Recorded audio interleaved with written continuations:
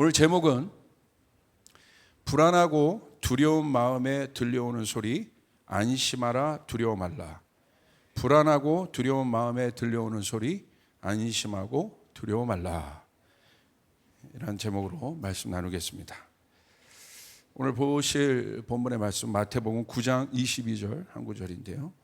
제가 읽겠습니다. 예수께서 돌이켜 그를 보시며 이르시되 딸아 안심하라 내 믿음이 너를 구원하였다 하시니 여자가 그 즉시 구원을 받으니라. 아멘. 제가 이런 질문을 여러분 좀 던져보겠습니다. 예수님은 누구십니까? 여러분에게 예수님은 누구십니까? 우리가 기도할 때도 예수님의 이름으로 기도하고 우리가 예수님은 하나님의 아들인 것을 알고 있고 초림주로 오셔서 우리를 구원하셨고 재림주로 오셔서 다시 모든 것을 심판하시고 완성하실 그분 우리가 알고 있는데 여러분에게 있어서 예수님은 누구십니까? 제가 목사이지만 저에게도 이 질문은 오늘 나의 신앙의 현주소를 발견하는 가장 중요한 질문이에요. 예수님은 오늘 나에게 어떤 분으로 계시는가? 그러니까 내가 알고 있는 예수님 말고 예수님의 실제, 예수님이 나에게 오늘 어떤 존재로 인식되고 있는가? 이것이 내 신앙의 현주소예요. 이게 아주 중요합니다. 예수님을 내가 어떤 분으로 인식하고 있는가? 그 인식에 따라 예수님과 나의 관계가 설정이 됩니다. 신앙은 이 관계거든요. 이 관계가 무너지면 다 무너지는 거예요.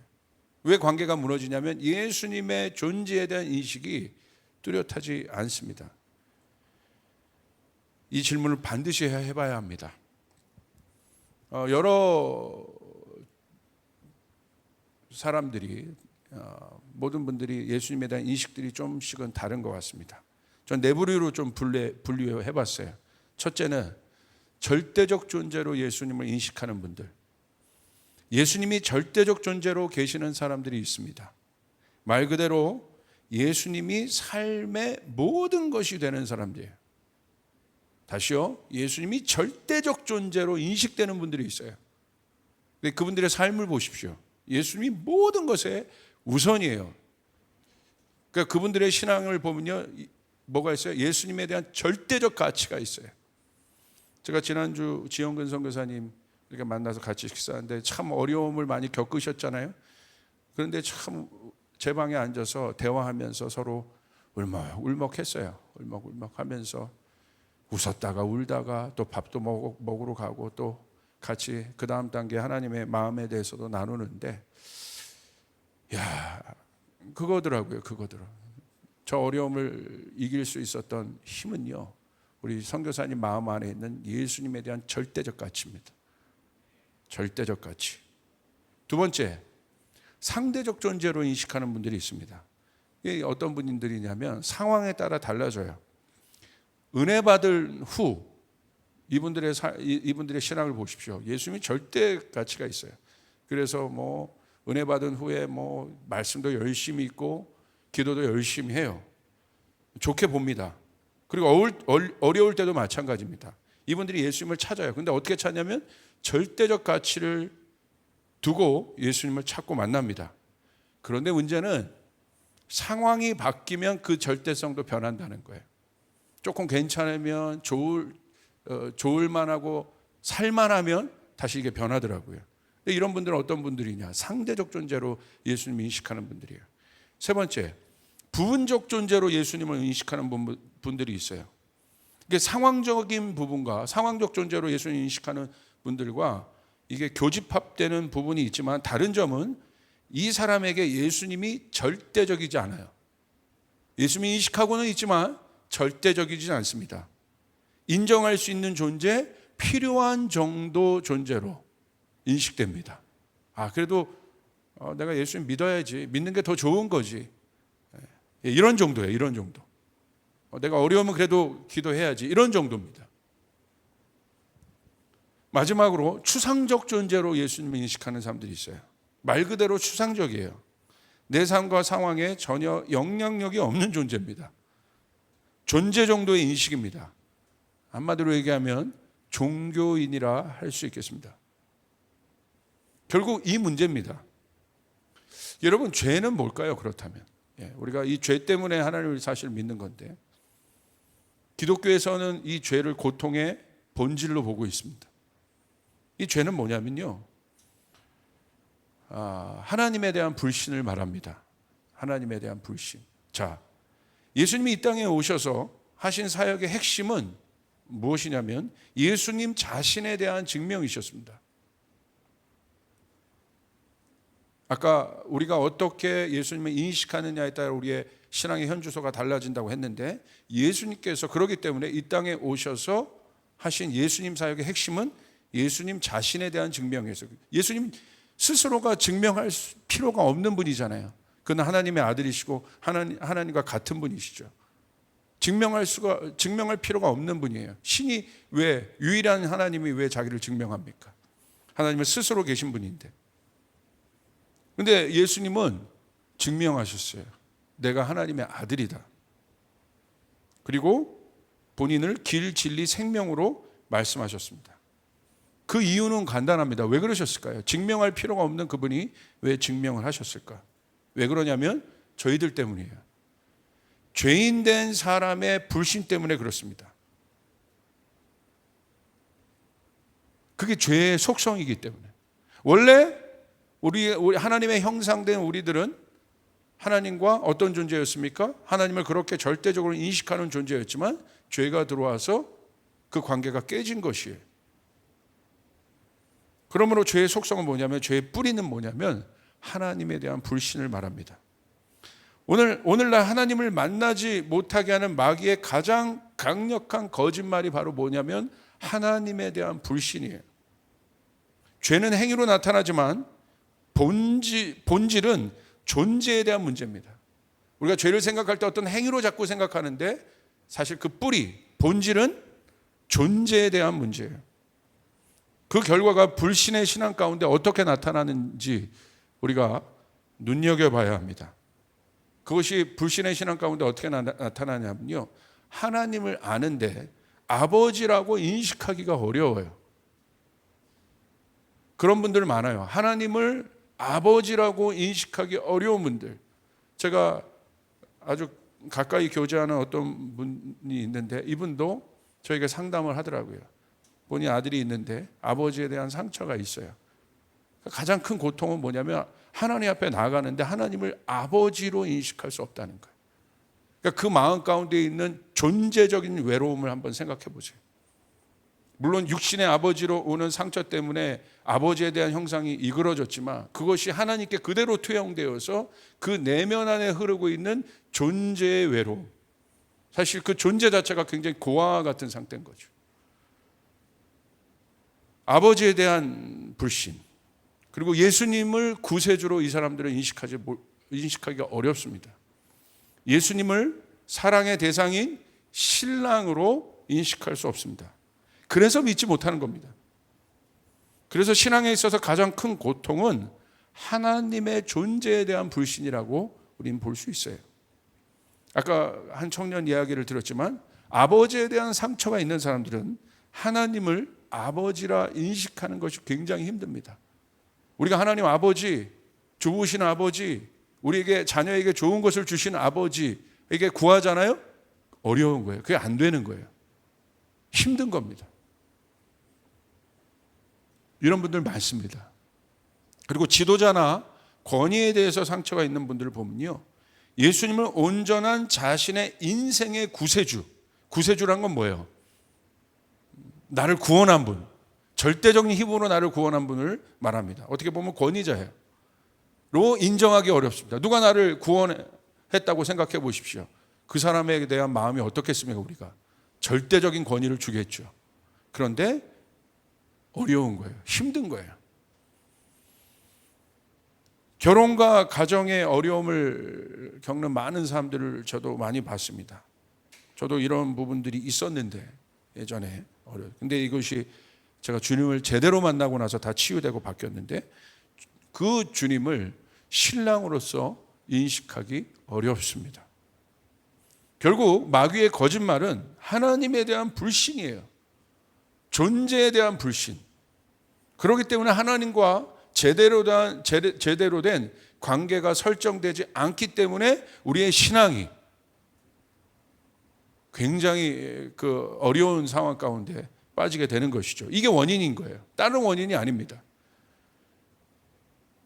창세기 3장 1절 또 5절에 보시면 그 내용들이 있습니다. 마귀가 사람을 어떻게 여러분 미혹했습니까? 1절, 뱀은 주 하나님이 만드신 모든 들짐승 가운데서 가장 강교하였다. 뱀이 여자에게 물었다. 하나님이 정말로 너희에게 동산 안에 있는 모든 나무의 열매를 먹지 말라고 말씀하였느냐? 여러분 1절 보십시오. 뱀이 뭐라고 했습니까? 하나님에 대해서 의심하게, 하나님의 말을 의심하게 해요. 말을 의심한다는 것은 그 사람을 의심한다는 거예요. 그죠? 하나님의 말씀을 의심해요. 하나님의 말씀을 의심한다는 건 하나님의 존재 자체를 의심하게 하는 거예요. 정말로 하나님께서 먹지 말라고 말씀하셨니? 이것이 인간을 미혹한 가장 강력한 미혹이었다는 사실을 우리가 눈여겨볼 필요가 있습니다.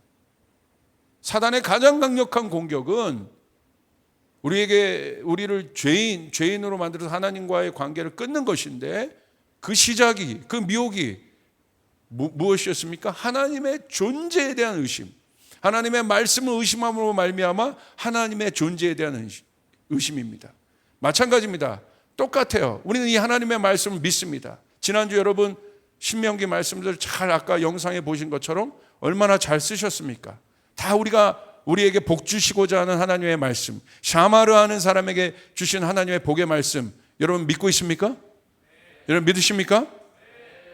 그런데 그 말씀을 의심하는 사람은 뭐냐면요, 다시 말하면 의심하면 그 말씀대로 안 해요. 안 움직여요. 절대 따르지 않습니다. 그 말씀을 의심하면 그 말씀대로 살지 않아요. 왜? 말씀에 그렇게 있으니까. 말씀을 믿지 않기 때문에. 하나님의 말씀을 믿지 않는다는 것은 하나님 존재에 대한 의심이에요. 똑같잖아요. 5절도 보세요. 그러니까 그렇게 얘기하니까 아담 하와가 다 얘기하잖아요. 아닌데 이거 먹으면 하나님 죽는다고 그랬는데.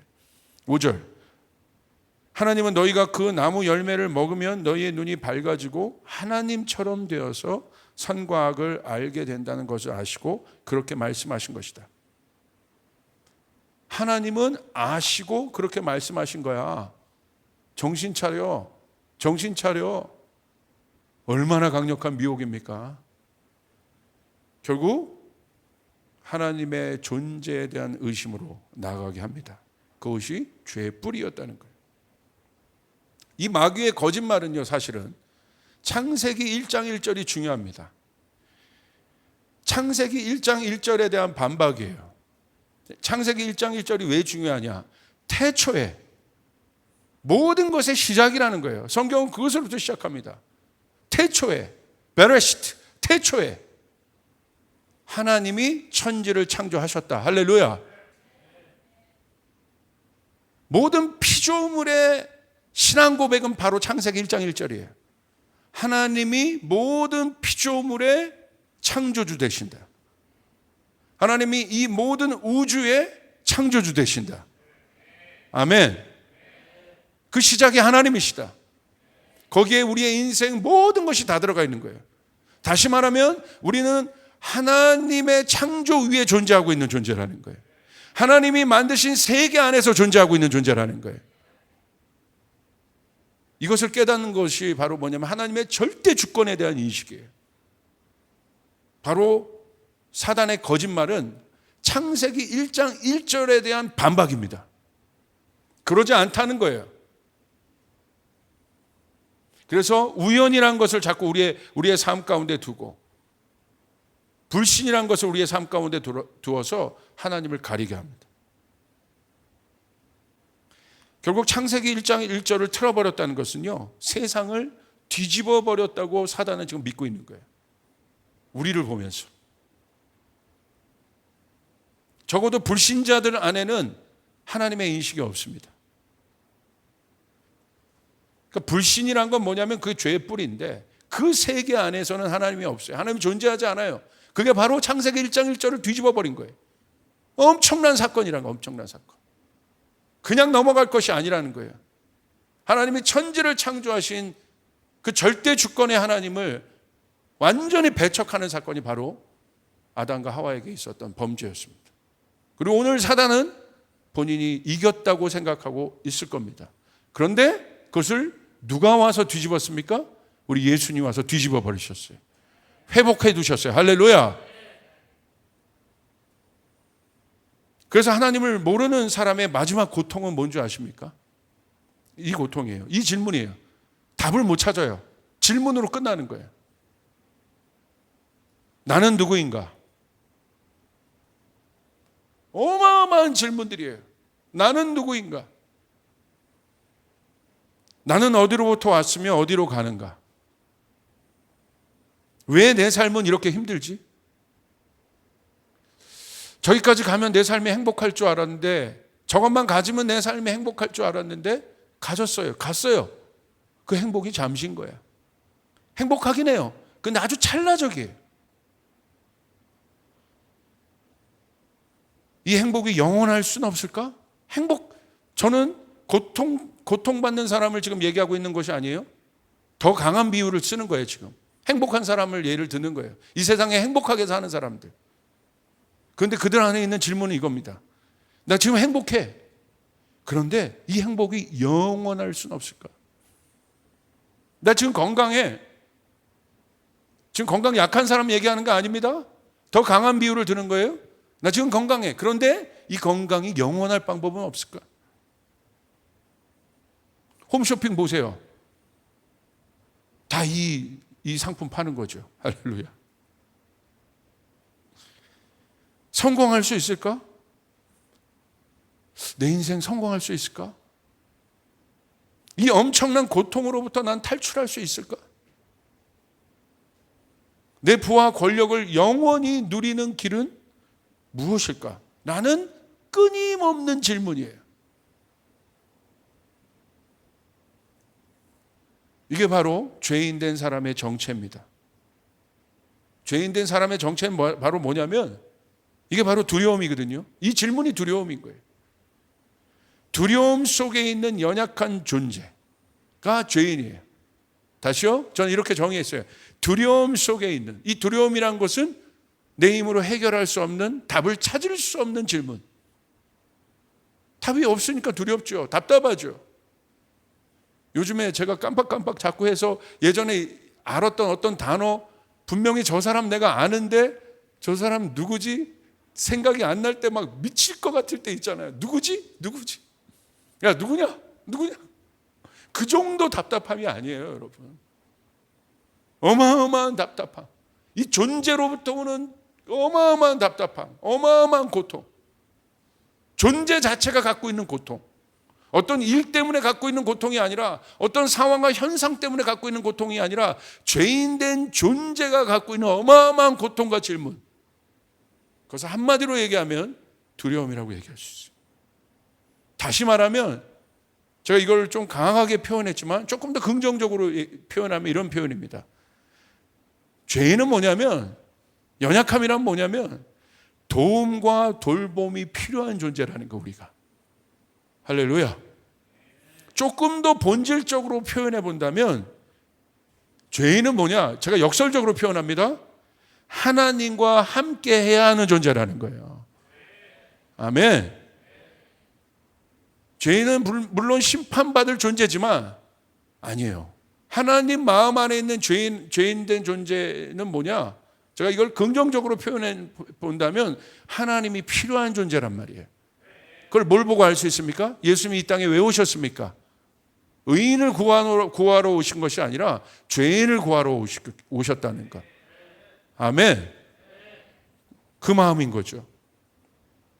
그래서 사람의 연약함과 부족함, 이게 바로 죄로부터 오는 고통인데, 연약함은 여러분 고통받습니다.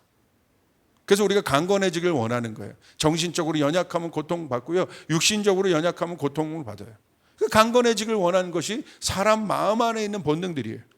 그리고 부족함은 고통받습니다. 어려워요. 힘들어요. 부족한데 여러분 나는 괜찮아, 이런 분이 누가 있겠습니까?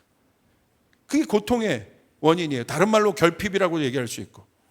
그런데 이 존재적인 이 고통이 바로 연약함과 부족함으로 나타나는데, 결핍으로 나타나는데, 이에 대한 하나님의 답은 뭔지 아십니까? 마지막 답.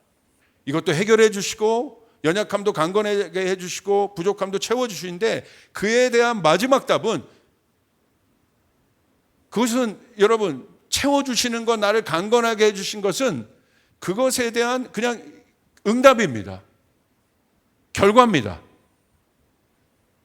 본질적인 마지막 답은, 그 일에 대한 본질적인 마지막 답, 다시 말하면 죄인이 던지는 이 존재적인 고통에 대한 마지막 답은 뭔지 아십니까? 함께 한다는 거예요. 함께 한다. 다시 말하면 우리는 하나님이 필요한 존재라는 것을 인식하는 거예요. 우리는 하나님이 필요합니다. 그래서 여러분, 탕자의 비유를 보십시오. 작은 아들의 고통이 있습니다. 혼자 잘 살아보겠다고 해서 나갔지만 모든 것을 탕진하고 결핍과 부족한 가운데 자신의 연약함을 봅니다. 처절하게 느낍니다. 그때 아버지의 답은 뭡니까? 채워줬어요. 옷도 입혀줬어요. 먹여줬어요. 그게 답이 아니에요. 아버지의 답은, 탕자를 향한 아버지의 답, 그 존재적인 고통에 대한 아버지의 답은 뭐예요? 내가 너와 함께한다. 나는 너의 아버지이다. 함께하며. 큰아들도 마찬가지죠.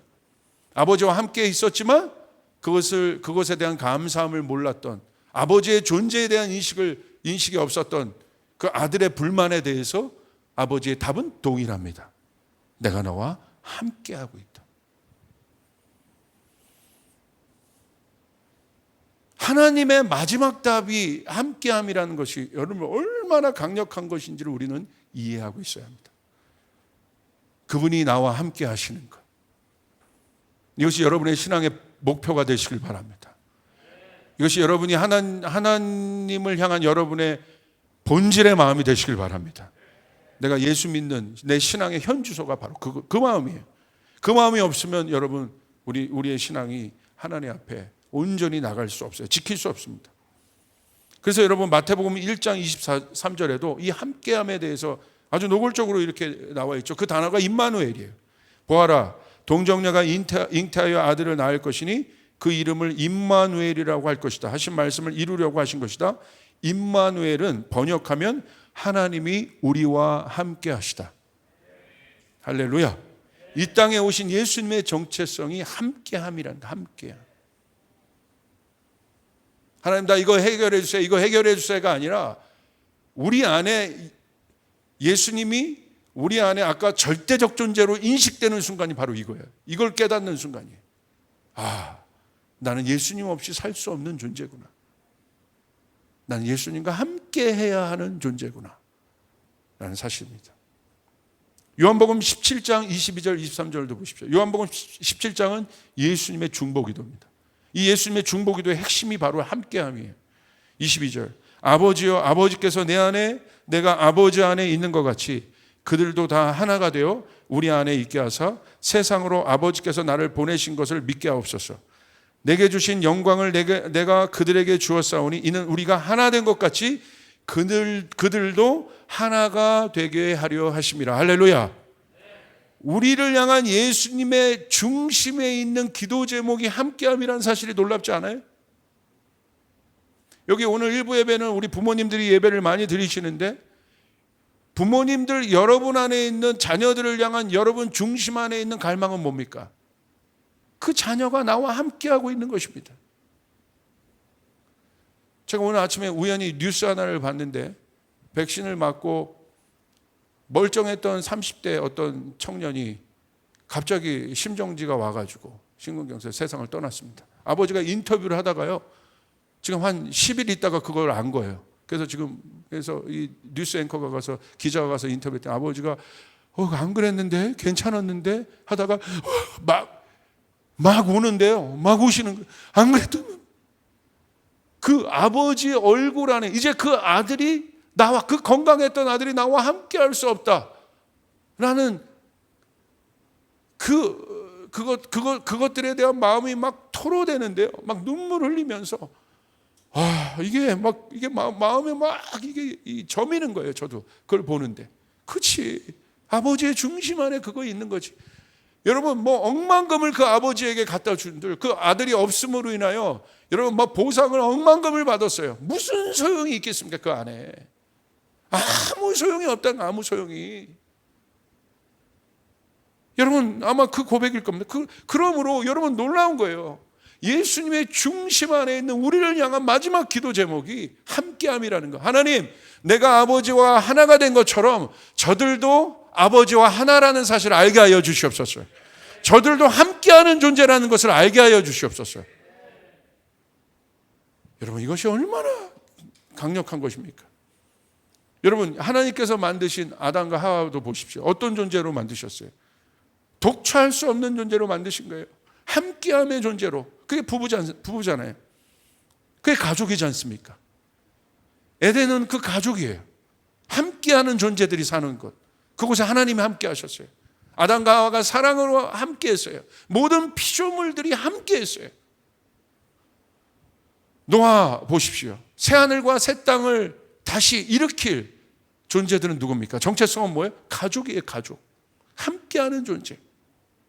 그러니까 여러분 노아가 술 먹고 정말 그런 보일 수 없는 하체를 벗고 자는 자녀들에게 참 부끄러운 모습을 보였지만 결국 그 부끄러운 모습을 보였음에도 불구하고 누가 가서 그 아랫도리를 덮습니까? 아들들이 덮잖아요. 왜 그렇습니까? 가족이기 때문에. 함께하는 존재이기 때문에. 어떻게 아버지가 저럴 수 있어?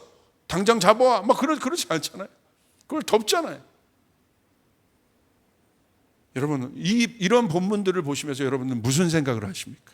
성경에서 뭘 강조하고 있는 것 같습니까? 우린 그 말씀을 믿고 있는데요. 아브라함과 이삭을 보십시오. 이삭을 바치려는 아브라함을 하나님께서 결국은 멈추게 하십니다. 아브라함은 물론 시험하신 거지만 결국은 아브라함이 이삭을 죽이게 합니까? 아니죠. 멈추게 하죠. 그 아들을 또 아들 이삭은 아버지가 자기를 죽이러 가는 제물로 하나님 앞에 드리러 가는 걸 알지만 아들 이삭은 어떻게 합니까? 아버지와 함께 하려고 해요. 함께 하려고. 이게 아버지와 아들이라는 거예요. 함께 하려고 한다.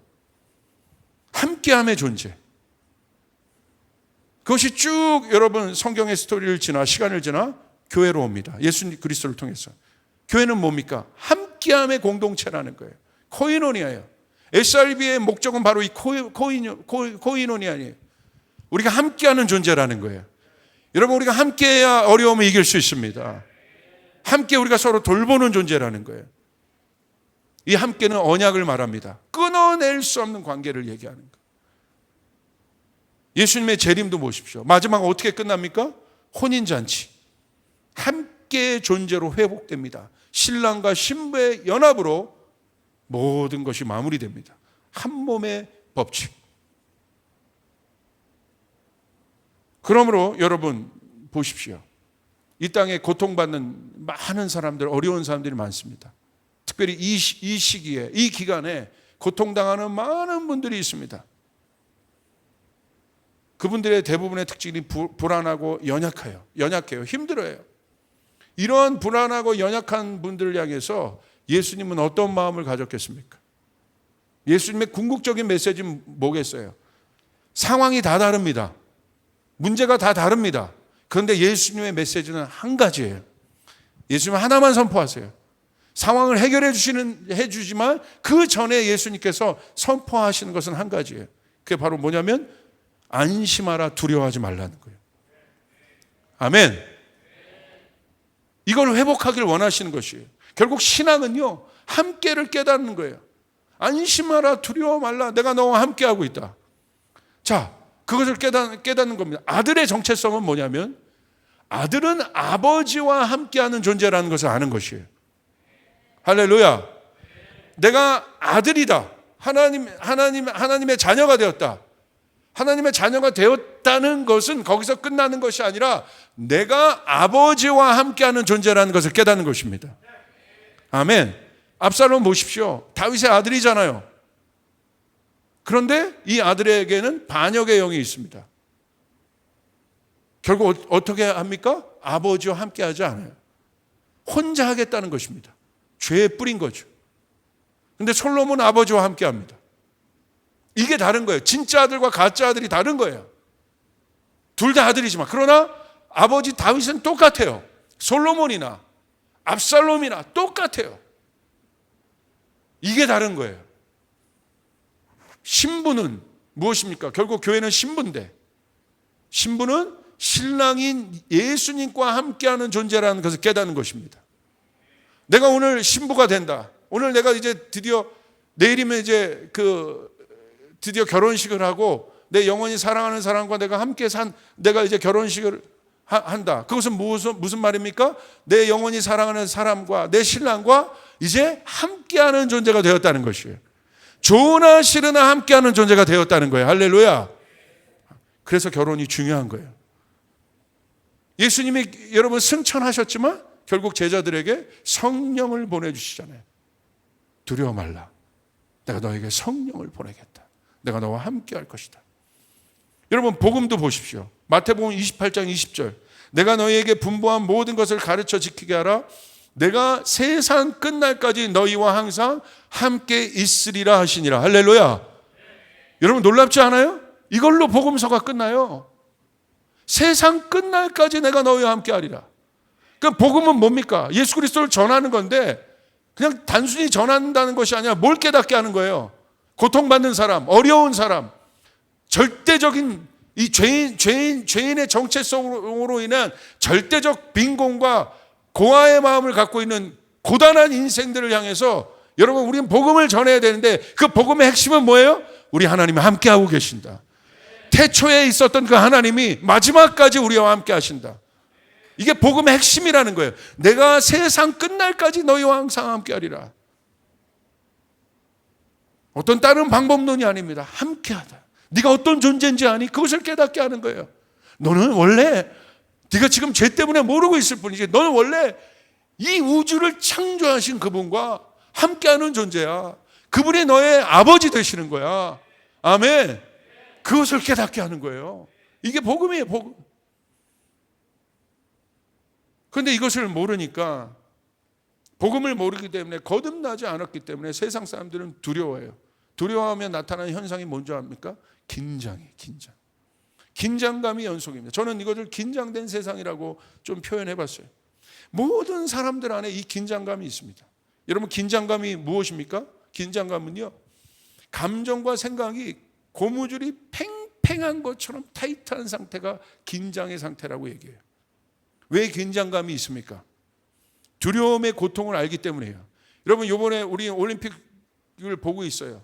경기 전에 선수들이 엄청난 긴장감을 갖고 있는 선수들을 봐요. 막 긴장하잖아요. 막 어떤 사람은 막 손도 떨고 막 어마어마한 긴장감들을 갖고 있잖아요.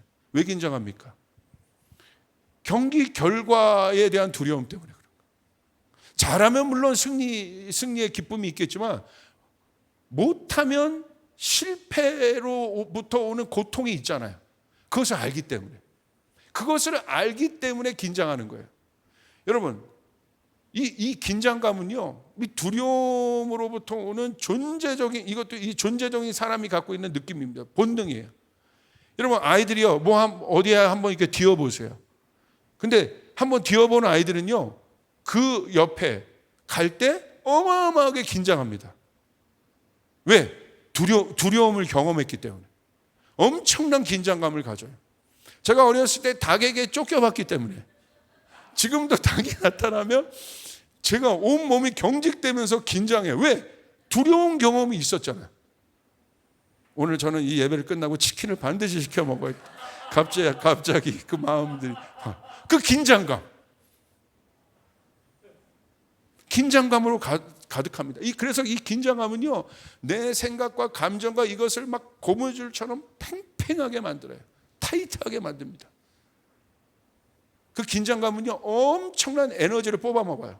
그래서 힘든 거예요. 여러분 계속 긴장하고 있어 보세요. 하루 종일 긴장하고 있어 보세요. 그 다음날 한 것 없는데 지쳐요. 그건 뭐냐면 엄청난 에너지를 가져갔기 때문에. 그래서 긴장감이 지속되면 지치고 힘듭니다. 그래서 긴장감의 앞에 있었던 선수들에게 인터뷰하잖아요. 가장 하고 싶은 게 뭐냐? 그냥 빨리 경기하고 싶다고. 그냥 빨리 경기하고 싶다고. 그게 선수들의 인터뷰 그렇게 인터뷰하는 선수들을 봤습니다. 고3 아이들이 지치는 이유가 뭔지 아십니까? 공부를 안 해도 지쳐요. 공부를 해도 지치지만 공부를 안 해도 지쳐요. 왜? 고3이 주는 긴장감이 있어요. 엄청난 긴장감. 공부 안 해만 지치는 거 아닙니다, 여러분. 시험 앞에 모든 사람이 지쳐요. 고3이. 직장 보십시오. 직장 다니는 모든 분들이 나는 릴렉스 하면서 직장 다녀. 그런 분들은 아마 없을 겁니다. 대부분의 분들이 직장 상사 때문이든지 엄청난 업무 때문이든지 이 모든 것이 다 내 에너지를 빼가는 거거든요. 그러니까 이게 긴장의 연속이란 긴장의 연속. 그래서 성경에서 말하는 행복은 바로 뭐냐면 이 긴장감이 풀어지는 것입니다. 하나님은 그것을 아세요. 예수님은 그것을 아세요. 우리의 본능을 아세요. 두려움, 인간이 두려움이라는 사실을 알기 때문에 죄는 두려움을 아는 거예요. 두려움이라는 것을 알기 때문에 이 두려움이 파생하는 긴장감이 뭔지를 예수님이 아세요. 그래서 여러분 이 긴장감이 해소되는 일들은요, 안정감을 찾아야 합니다. 안정감은 존재의 영역 안에서 이해되는 단어입니다. 갑자기 울고 있는 아기에게 젖병을 물어준다고 물면 아이가 안 울어요. 왜 안 웁니까? 젖병 때문에 안 우는 겁니까? 본질을 봐야 되는 거예요.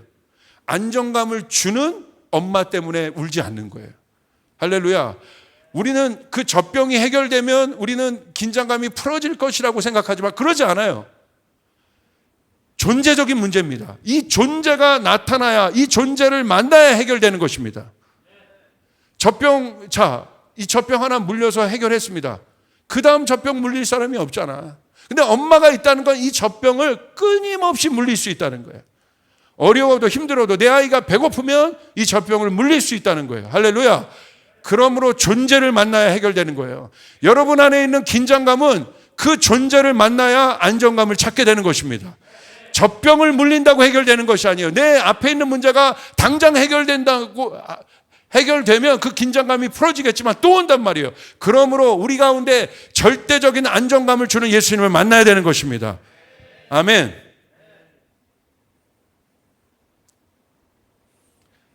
제가 그런 아이도 봤어요. 큰 아이가 예를 들어 있습니다. 저도 어렸을 때 그런 적이 있었는데 부모가 없는 사이에 부모님 안 계신 동안 동생들을 돌볼 때가 있어요. 그러면요, 부모가 없을 때 아이가 한 초등학교만 돼도 이제 어린아이를 맡기고 나갔다 오면 아이가 처음 그런 일들을 이렇게 당해본 아이들은요, 긴장해요. 자기는 괜찮은데 부모님이 안 계신 상황에서 내 동생까지 만약에 돌봐야 될 때. 조나단 목사님 이걸 알지 모르겠습니다. 맨날 아닙니다. 할렐루야. 부모님이 늦어질수록 긴장감은 고조가 됩니다. 근데 언제 풀립니까? 어떻게든지 막 돌보고 있다가 언제 풀려요? 갑자기 짜장면 시켜주고 피자 시켜주어서 해결되는 것이 아니고요. 이 큰 아이 안에 있는 긴장감은 언제 해결돼요? 이 작은 아이 안에 있는 긴장감도 마찬가지. 언제? 갑자기 띵동띵동하고 부모님이 들어올 때. 그때 갑자기 그냥 긴장했던 것이 풀어지면서 왜 지금 와? 왜 지금 와? 존재를 만나야 해결되는 거예요. 부모님이 아무리 피자, 햄버거 싸준다고 해서 해결되는 것이 아니라는 거예요. 우리 안에 있는 긴장감은 우리 가운데 그것을 주는 주님을 만나야 하는 것입니다. 아멘. 그러므로 예수님의 사역에는요, 예수님의 사역의 핵심은 뭐냐면 이 긴장감을 반드시 풀어주셨어요. 예수님의 존재 자체가 바로 이것들을 풀어주신 분이에요. 예수님이 그래서요, 두려워하고 있었던, 힘들어하고 있었던 상황과 환경이 다 각각 다른데 예수님의 답은 하나였습니다. 그것이 바로 뭐였냐면 안심하라는 거예요. 안심하라. 풍랑 속의 제자를 보십시오. 그리고 혈루증 여인을 보세요. 그리고 침상에 누운 중풍병자를 보세요. 성경에 보면 예수님께서 안심하라고 말씀하신 적이 3번 있습니다. 그런데 상황이 다 다릅니다. 하나는 믿음에 대한 문제였고, 믿음의 연약함 때문에 오는 문제였고, 혈루증과 침상에 누운 중풍병자는 육신의 질병으로부터 오는 어려움과 두려움이었어요. 그런데 예수님의 답은 같습니다. 풍랑을 해결하십니다. 혈루병 여인을 고쳐주십니다. 중풍병자를 고쳐주십니다. 그 죄의 문제를 해결하십니다. 원인도 달라요. 상황도 달라요. 환경도 달라요. 그런데 예수님의 존재는 같습니다. 그리고 예수님께서 그 모든 문제를 해결해 주시기 전에 예수님께서 하신 말씀도 같습니다. 그게 바로 뭐냐면 안심하라는 거, 안심하라. 마태복음 14장 27절 예수께서 이르시되 안심하라 나니 두려워 말라. 할렐루야. 마태복음 9장 22절 예수께서 돌이켜 그를 보시며 이르시되 혈루증 여인입니다. 따라 안심하라 내 믿음이 너를 구원하였다 하시니 여자가 그 즉시 구원을 받으니라. 마태복음 9장 2절 침상에 누운 중풍병자를 향해서 예수님 똑같이 말씀하십니다. 침상에 누운 중풍병자를 사람들이 데리고 오거늘 예수께서 그들의 믿음을 보시고 중풍병자에게 이르시되 작은 자야 안심하라 내 죄 사함을 받았느니라. 환경이 다릅니다. 상황이 다릅니다. 이들이 처한 고통의 정도가 다릅니다. 그런데 예수님의 존재는 같습니다. 그리고 해결 방법도 다릅니다. 응답을 받습니다. 근데 예수님은 한마디 하십니다. 안심하라.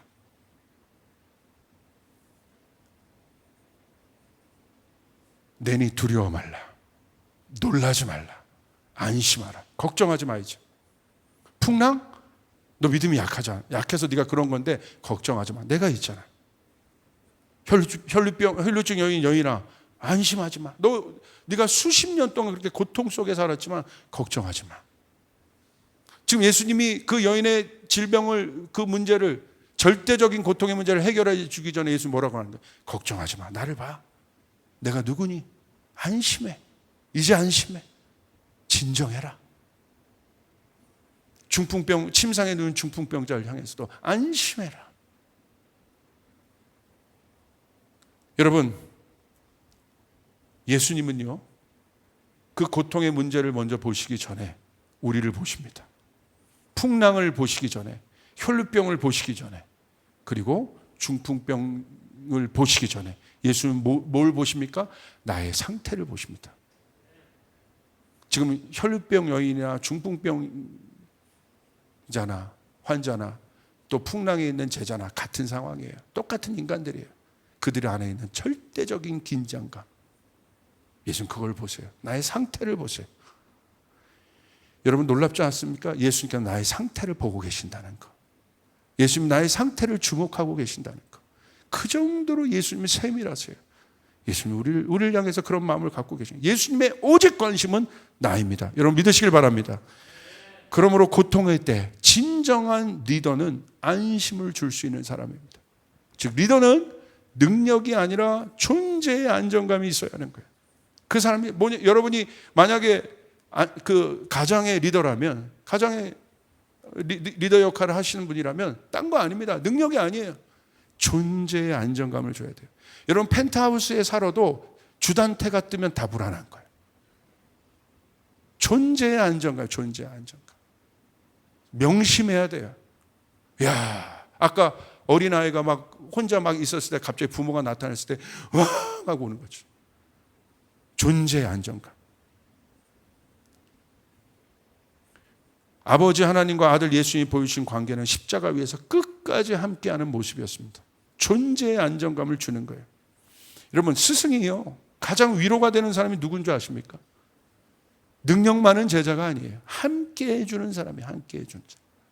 제자도 마찬가지입니다. 가장 위로가 되는 제자에게 가장 위로가 되는 스승이 누구겠습니까? 함께 해주는 스승이에요. 존재의 안정감을 주는 것. 성도도 마찬가지입니다. 가장 위로가 되는 성도가 누구겠습니까? 뭐 봉사 열심히 하고 뭐 재능 있고 은사 있고 헌금만 아닙니다. 함께 해주는 성도. 그리고 성도도 마찬가지입니다. 가장 여러분 위로가 되는 또 존경할 수 있는 목회자가 누구겠습니까? 설교자라는 사람이 아니에요. 내가 어려울 때 저 목사님은 우리 전도사님은 나와 함께하는 분이에요. 내가 이렇게 어려울 때 나와 함께하는 분이에요. 함께할 수 있는 사람. 성도들 사이에도 마찬가지입니다. 진짜 성도는 어떤 존재입니까? 서로를 향해서 아이고 우리 집사님은 저 집사님은 그래. 내가 어려울 때 함께했어. 그런 사람이 기억에 남는 거예요. 그 안정감이 필요하다는 거예요. 사꾼은요 버리는 자이고 목자는 자기 목숨을 함께하는 존재라는 거예요. 여러분 명심하시길 바랍니다. 긴장과 두려움 속에 있는 사람이 많습니다. 안심하라고 말할 수 있는 존재가 되어야 됩니다. 안심하라는 이게 달세오란 말인데 오늘 보시면 무슨 뜻이냐면 용기를 갖다 위로하다는 뜻이에요. 그냥 안심해 이런 정도가 아니라 용기를 내. 내가 있잖아. 이젠 걱정하지 말아라. 너는 이 긴장감 속에서 혼자가 아니다. 내가 너와 함께하고 있다. 용기를 내라. 두려워 말라. 할렐루야. 이게 안심하라는 거예요. 안심해. 제자들은 안심해. 용기를 가져. 내가 있잖아. 우리 옆 사람에게 지금 방송을 보고 있는 가족들에게 얘기해 보세요. 안심해. 내가 있잖아. 우리 사역자들도 리더들이나 스모원들이 불안하면 안심해. 집사님 안심해요. 제가 있잖아요. 제가 있잖아요. 근데 자기가 더 불안을 줘. 할렐루야. 그러면 안 된다는 거야. 그 리더가 아니야. 그 사람은. 안정감이 있어야 돼. 절대적으로. 무슨 일이 있어도 우리 전도사님은 저래. 무슨 일이 있어도 우리 목사님은 저 상황에서 기도해. 무슨 일이 있어도 저 사람은 저기에 있어. 할렐루야. 안심의 존재가 되어야 됩니다. 두려워 말라. 용기를 주는 메시지. 그러므로 여러분 이번 일주일 동안 서로 용기를 주는 메시지. 이게 바로 안심의 메시지.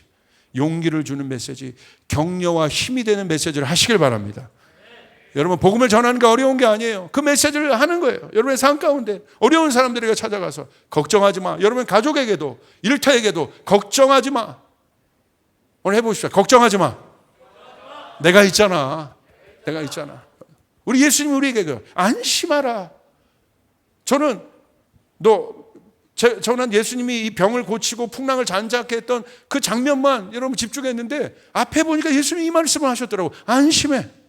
내가 있어. 드디어 내가 있잖아. 여러분 제자들 불안하고 있는 제자들을 향해서 예수님이 천국 가시면서 하나님 나라로 가시면서 뭐라고 하셨습니까? 성령을 보내겠다는 건 뭐예요? 안심해. 보혜사 성령님이 나와 함께 할 거야. 할렐루야. 여러분 힘내서 이기시길 바랍니다.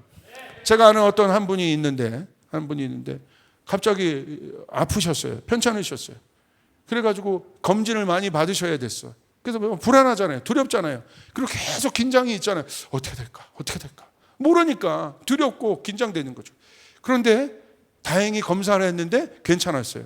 그래서 제가 이분 이야기를 우연히 듣게 됐어요. 의사 선생님을 만났는데 정말 좋은 의사 선생님을 만났다는 거예요. 갔더니요 막 농담을 해주면서 아이고 이렇게 젊어 보이세요. 저는 그 나이가 아닌 줄 알았는데 막 이러면서 이거 얼굴도 있고 같이 온 아들은 저게 아들이에요. 저게라고 안 했겠죠. 저렇게 큰 아들이 있으세요. 막 하면서 긴장감을 풀어주죠. 그러니까 진찰 결과도 좋았지만 저런 의사가 어디 의사한테 갔는데 그냥 좀 있으면 각오하세요. 죽을지도 몰라요. 말도 안 되는 거지. 말도 안 돼. 팩트를 정확하게 얘기해 주는 건 좋은데 그 전에 이런 이야기 할 수 있잖아요. 분명히 할 수 있잖아요. 이게 뭐 돈 드는 거 아니잖아요. 여러분 지금 너무나 많은 사람들이 긴장 가운데 있습니다. 여러분 예수님께서 우리에게 안심하라고 하셨다. 여러분 이 안심하라는 용기를 주는 거예요. 아멘. 제가 요번에 영상 하나 보고 이제 마치려고 하는데요. 요번에 양궁에 금메달 딴 김재덕이라는 이 젊은 청년. 이야. 양궁 보세요. 이 화살 하나에 1점 차로 그냥 끝나는 거예요, 게임이.